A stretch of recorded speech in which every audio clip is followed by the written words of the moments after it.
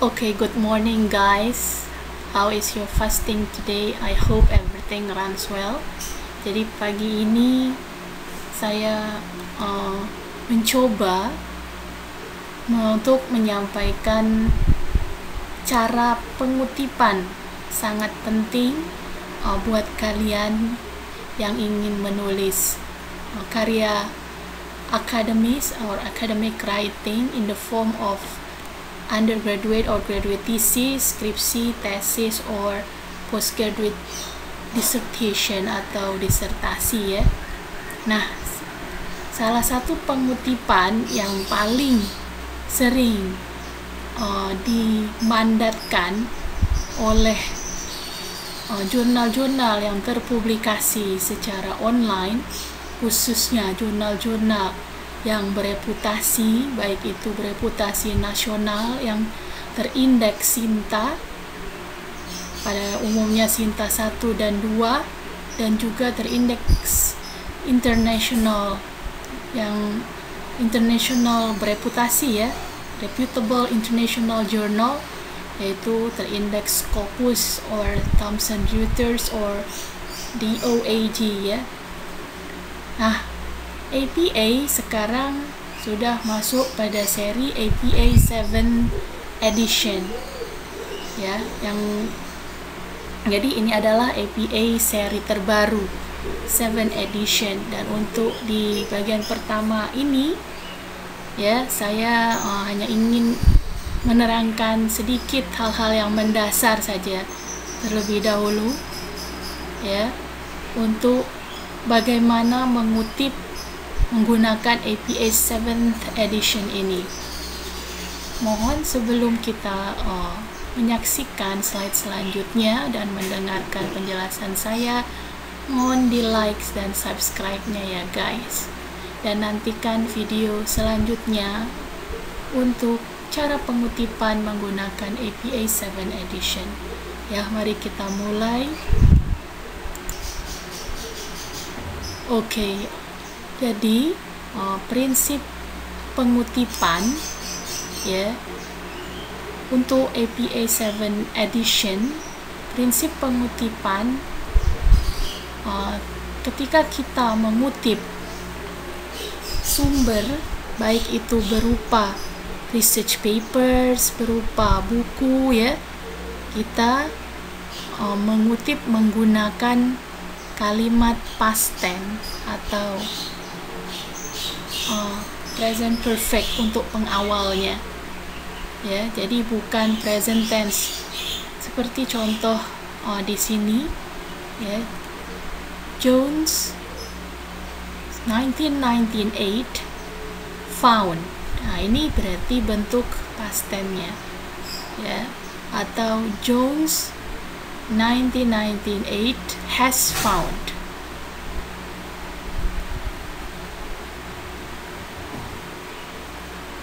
Oke. Jadi sekarang commonnya menggunakan past tense atau present perfect.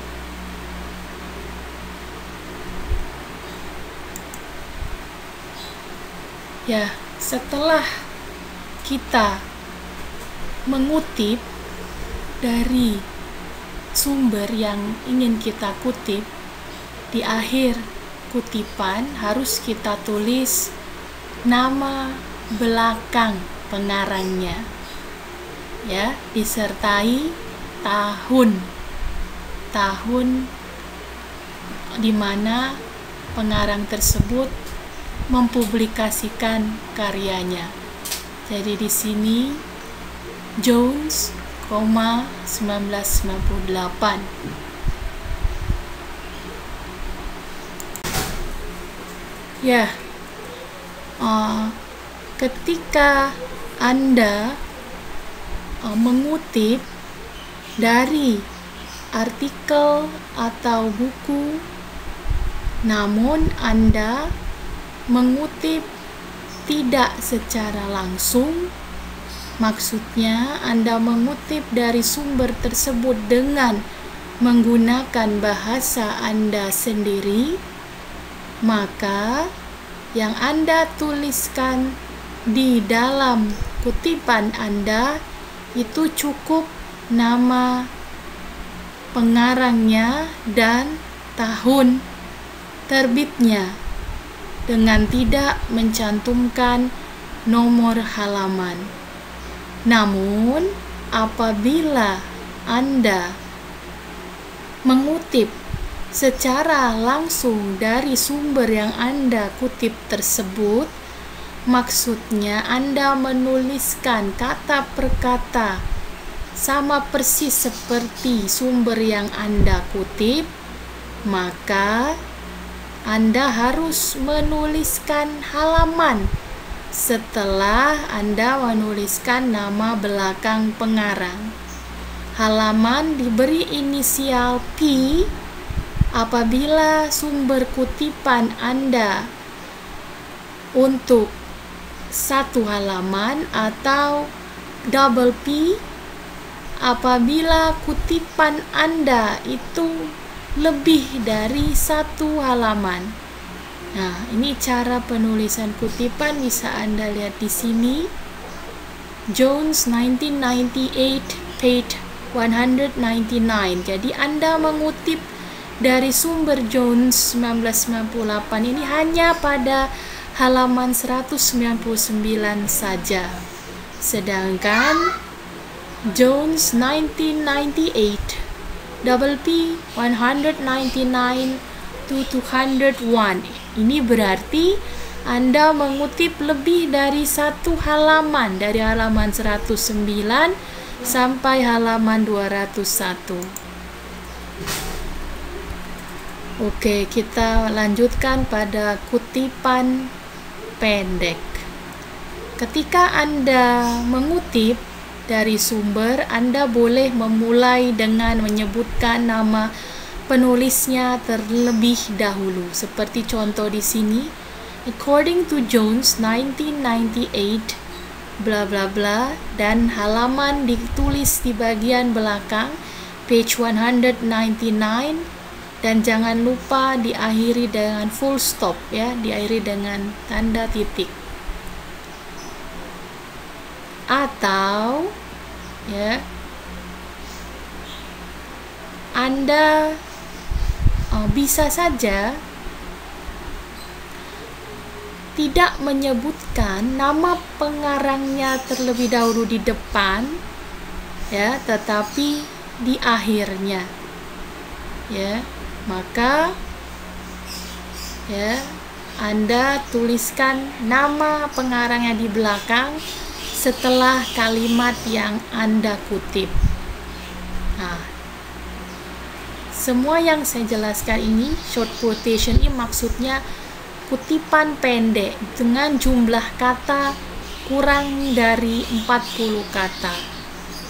Ya, kurang dari 40 kata, dan setiap hal yang dikutip dimulai dengan tanda petik. Ya, ditutup juga dengan tanda petik.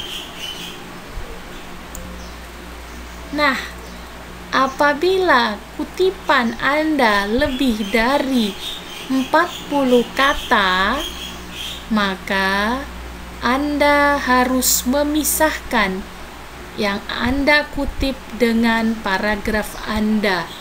Seperti contoh berikut ini yang ditulis berikut ini. Ya, Jones 1998 found the following. Nah, kutipannya dibuat satu passage, satu space khusus ya, bukan paragraf ya. Jadi terpisah dengan paragraf yang kita tulis. Lihat di sini contohnya, diinden ke dalam ya, inden ke dalam sebesar sekitar 1 cm ya, seperti kita menginden untuk membuat paragraf ya. Rata kiri, tidak rata kanan ya. Spasi dibuat sama seperti spasi paragraf yang lain. Jadi tidak dibuat rapat ya. Kalau kita membuat paragrafnya 2 spasi, berarti spasi kutipan juga 2 spasi.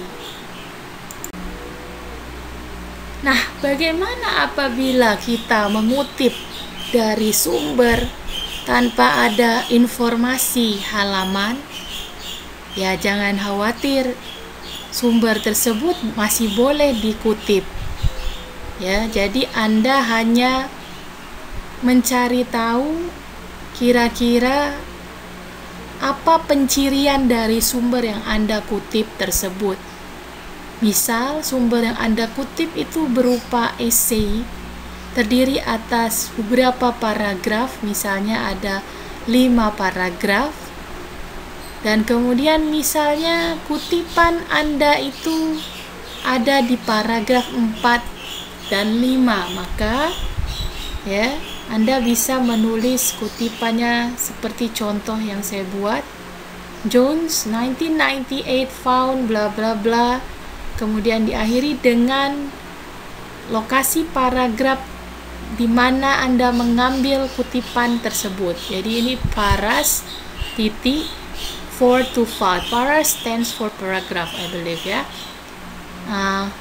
Selanjutnya ini contoh kedua, informasi tersebut diambil dari table 3.